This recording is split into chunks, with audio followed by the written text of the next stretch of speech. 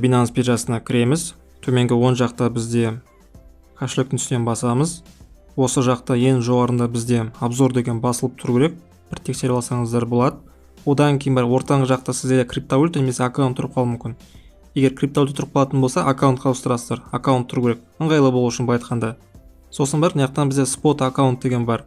Спот аккаунттың ішіне кіреміз. Бұл жерде сіздердің Hamster Combat монеталарыңыз шығып тұрады. Енді бізде қазіргі уақытта Hamster Combat монетасы жоқ. Сол себепті мен мысал ретінде осы H-bar деген монетаны сатып алдым. То есть мынау H-bar'ды мен как раз бірінші Hamster Combat монетасы H-тан басылады. Сол себепті мен осы H-bar монетасын сатып алған болатынмын. И осыны как H-bar монетасын Hamster Combat монетасы есептеңіздер. То есть сізге Hamster Combat түсті. Осы H-bar монетасы.